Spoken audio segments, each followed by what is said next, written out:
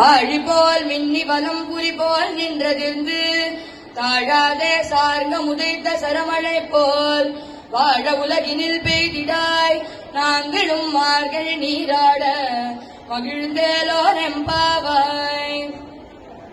நாலாவது பாசுரத்துல ஆண்டாள் என்ன சொல்றா அப்படின்னா, போன பாசுரம் மூன்றாவது பாசுரத்துல இந்த பாவை நோன்பு பண்றதுனால என்னெல்லாம் நமக்கு கிடைக்கும் அப்படிங்கறதோட கண்டினியூஷனா மழை எப்படி பெய்யணும் அப்படிங்கறத இந்த பாசுரத்துல வருணன், அதாவது ரெயின் காட் கிட்ட பிரார்த்தனை பண்ணி சொல்றா. ஆழிமழை கண்ணா ஒன்று நீ கைகரவேல், வருணதேவனை பிரார்த்தனை பண்றா. மாரி நீ எனக்கு ஒரு ஹெல்ப் பண்ணணும், ஒன்று நீ கைகரவேல். ஆழியுள் புக்கு புகர்ந்து கொடார்த்தேரி, இந்த ரெண்டு லைன்ல ஆண்டாள் முழு வாட்டர் சைக்கிளையும் சொல்றா. நம்ம எவாபரேஷன், கண்டென்சேஷன், பிரெசிபிடேஷன் படிப்போமே, அது மாதிரி ஆழியுள் புக்கு, ஆழி அப்படின்னா சமுத்திரம், அந்த சமுத்திரத்திலிருந்து ஜலத்தை எடுத்து அந்த மேகங்கள்ல தங்க வச்சு புகர்ந்து கொடார்த்தேரி, அதை மழையா வரிசி எங்க ஊர்ல ஸ்ரீவில்லிபுத்தூர்ல. ஊழி முதல்வன் உருவம் போல் மெய்கருத்து, எல்லாத்துக்கும் காரணமா இருக்கிற அந்த பகவானோட உருவம் எப்படி கருத்து இருக்குமோ அது போல கருத்த மேகங்கள் வேண்டும், உருவம் போல் மெய்கருத்து.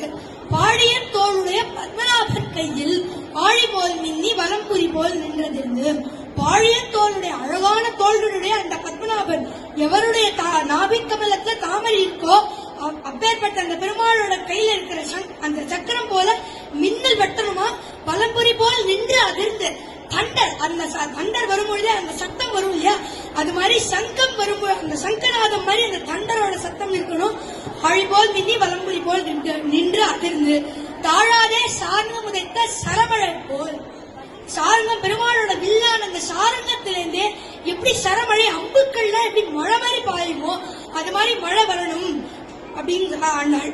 அப்புறம் திடீர்னு தோணிது ஆண்டாளுக்கு, என்னடா இது நம்ம இவ்வளவு டிஸ்கிரைப் பண்ணிட்டோமே, எங்கேயா சென்னையில மிச்சாங் புயல் வந்த மாதிரி ஸ்ரீவில்லிபுத்தூர்லயே வந்துட போறது அப்படிங்கறதுனால வாழ உலகினில் பெய்திடாய், நாங்களா இருக்கிற மாதிரி உலகில பெய்யணும் மழை, மார்கழி நீராட மகிழ்ந்தேலோ ரெம்பாவாய், நாங்களா அந்த மார்கழி மாசத்துல நீராடுறதுக்கு ஒரு ஹெல்ப் பண்ற மாதிரி மழை பெய்யணும் அப்படின்னு ஆண்டாள் இந்த நாலாவது பாசுரத்தை சொல்றா. இந்த பாசுரமே தமிழ் டீச்சருக்குலாம் ரொம்ப பிடிச்ச பாசுரம். ஏன்னா இதுல 11 நகரம் வருது. ஆழி மழை மழை கண்ணா ஒன்று நீ கை கடவேல் ஆழி உள்புக்கு உகர்ந்து கொடார் தேரி ஊழி முதல்வன் உருவம் போல் மெய்கருத்து பாழி எம் தோளுடைய பத்மநாபன் கையில் ஆழி போல் மின்னி வலம்புரி போல் நின்றறிந்து தாழாதே சார்ந்த சரமழை போல் வாழ உலகினில் பெய்தினாய் நாங்களும் மார்கழி நீராட மகிழ்ந்தேலோ இருக்காராய் அப்படின்னு 11 நகரம் இந்த பாசுரத்தை வருது. நம்மளும் இந்த பாசுரத்தை மார்கழி மாசத்தை சொல்லி மகிழ்ந்தேலோ என்பாவாய் என்று இந்த 4வது பாசுரத்தை ஆண்டாள் தலை கட்டுகிறார். ஆண்டாள் திருவடிகளே சொல்லணும்.